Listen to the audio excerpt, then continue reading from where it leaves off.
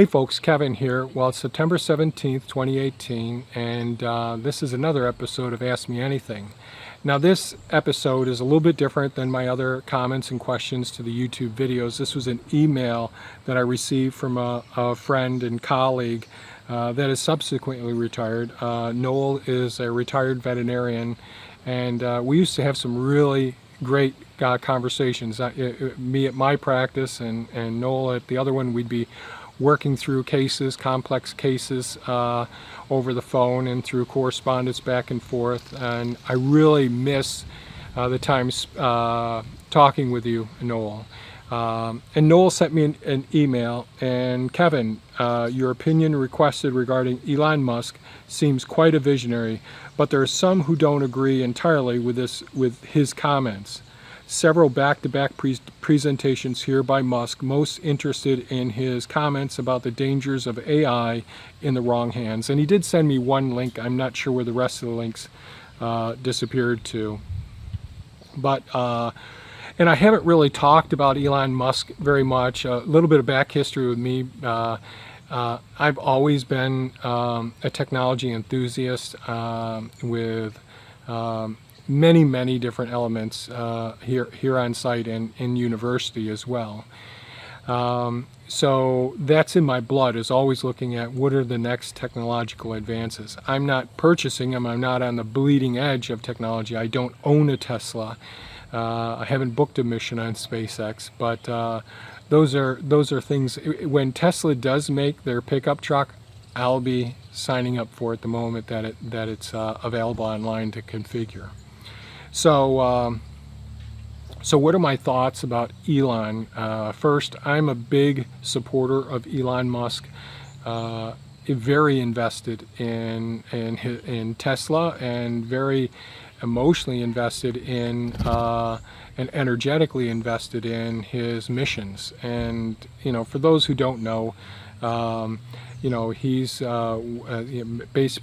basically the chief guy at Tesla, and Tesla does much more than make an electric vehicle, although they make the probably what's going to take over the automotive industry. Even though there are other EVs coming up, they really don't compare to what Elon has been doing with the Teslas. But I really want to see the other manufacturers coming up. Ford is going to be in big trouble soon. VW is already in trouble at this point. But enough of the car industry. But Elon's also really stepped up the over-the-air upgrades to the automotive industry. He's really stepped up the battery industry, changed that drastically. the largest factory developing and producing batteries at this time for electric vehicles and power walls. He's responsible for creating the power walls for backup for energy as well, solar panels, and now the new solar roof shingles as well. There's so many things that Elon has done besides SpaceX, PayPal, and now certainly working in the I'm going to call it sort of a cyborg industry, where he's basically taking the equivalent of a smartphone and making it so it's basically like a chip that either will be implanted or that will be a high bandwidth. So in other words, with a smartphone, there are many things that we don't have to memorize anymore. It's readily available right through. As long as we've got an internet connection, this powerful computer that's our smartphone can work extremely well. Well, just imagine if this processing power, it takes you time to type things out, takes you time to think things out. It takes time for you to put in notes to say, oh, remember this, put it in Evernote like I do. Whereas with a high bandwidth capacity with a processor that's similar to what's in our smartphones, Elon's going to be able to create an environment where we'll be much more productive, much more efficient, able to retain tremendous volumes of data like our computers can, and it'll always be there. So There are so many frontiers that Elon has been working on, and thank God he's working on them, because we've had so many setbacks in the United States. You know, we have a government that's taking away our involvement in taking a proactive stance and actually denying climate change and the environmental concerns. Our military has already said the biggest threat to our country right now is climate change. It's not North Korea. It's not ISIS. It's climate change. Elon Musk wants to have a interplanetary ability, and that's in the future. But he's someone who's going to continue. And as far as the term visionary, a visionary can be looked at someone who's just a big dreamer, got pie in the sky ideas, but never really takes action. A visionary could be more of a metaphysical thing. I think he's a visionary who actually sees that if nobody else is going to do it, I'm going to take action. I'm going to prioritize what are the most important things that are necessary for humankind, for Earth care. And one of the reasons that I'm so interested in and such a fan of Elon is because of my ethics. So my ethics are quite simply self-care. You know, we need to take full responsibility for ourselves, our physical, our mental, our spiritual, our intellectual, our well-being in all respects. We need to make sure that we plan for our own futures and take care of our families, our loved ones. So that's our self-care. Then there's earth care, really taking into account how blessed we are to live in this beautiful blue planet that has such a wonderful diversity of ecosystems and climates and resources that meet all of our needs, and that can really meet the needs of of a much larger population than what we currently have if we work with nature. Then there's people care. So there's self-care, earth care, people care. Really, this extends beyond ourselves, our family, our local communities, our state communities, our federal government. It's international communities, realizing we're all one, and that we need to accept our differences between each other and have productive talks and try to find out what, what's the reason for why you want this? Is it because you fear us taking over and all? And as a capitalistic nation, we've done lots of colonization of different countries, and haven't been the good, friendly neighbor, and therefore we suffer the ramifications of ill will from others as well. So I've said self-care, earth care, people care, and then future care. We need to realize the resources, and for instance, right now there's a limit to how much fossil fuels there is, how much natural gas, how much oil there is. Right now, the gas pipes and even the oil refineries, they're blowing off gas into the atmosphere. And methane is 25 times more potent than CO2 as far as a greenhouse gas. And it's just looked at as no big deal. It's just a cost of dealing with things. We have leaky pipelines all over the world. And I think it'd be really wise to preserve those fossil fuels to be able to harvest them later on, especially when we can create more jobs using renewable sources of energy, doing more things with recycling components as well. There's so many things that can be done. And so that's my self-care, earth care, people care, and future care in an overly summarized way. So I think that when I look at Elon and look at the things that he's been doing, his plans and all, it's in complete alignment with our ethics and our goals and aspirations. So I'm a big supporter.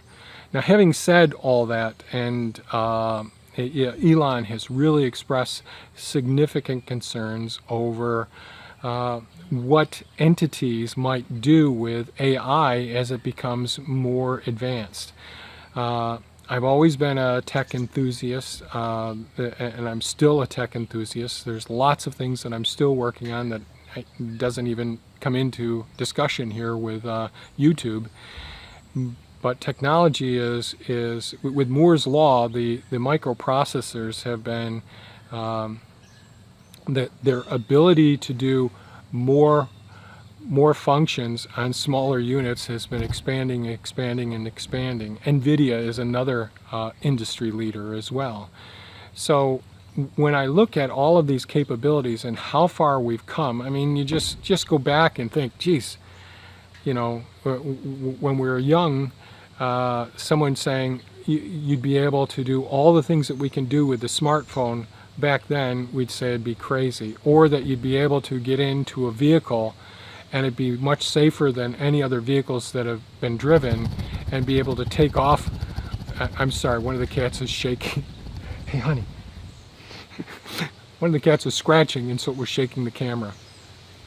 So there's so many amazing things that can be done, and I really look forward to artificial intelligence, but that looking forward to it is like looking for the rainbow, but realizing there could be one heck of a storm that creates that rainbow. I think of what some of the minds, the people in government and corporations would do with AI in order to increase their own power or their own wealth. And you know, I know there's been movies like the Terminator and the Matrix and all sorts of movies. I'm not sure of all the different movies, but you know, when computers or technology becomes self-aware, I'm much more concerned about what government agencies do with things. There's a place for further research in nuclear energy. The nuclear medicine has played a significant role in medicine. And I don't believe in our current nuclear system. My brother's an engineer, nuclear engineer, but I'm not a fan of all of the waste that's generated as a result of it, and the potential dangers of the nuclear power plants as their form that they've taken thus far. I'm not a fan of all the nuclear weapons that were used during testing. You know, as sea levels rise, not only do we have many of the stores of nuclear waste that's been stored in places that are going to be flooded, we have chemical waste from our petroleum industry that's going to get into the oceans and our waterways. So there are many things that are going to happen, and AI and the advancement of technology can actually help us solve some of these problems and all, where at the same time it's that double-edged sword where in the wrong hands I'm very concerned that it would be used for a power play or an enrichment play. There's, you know, there's such a disparate, there's such a separation of the very wealthy and the very needy. And it's gotten much worse over my lifetime. And that is very concerning to me. And that's why I think of all of these different forms of capital, investing in that. When we talk about a diversified portfolio, most people are thinking in the financial capitalistic perspective. Oh, we want to have so many bonds by the time we retire, not so heavily in the stocks and on, or it's okay to be heavily invested in the stocks when you're young because it's going to go up and down over time. And that's all true, and that's what's played out in the past.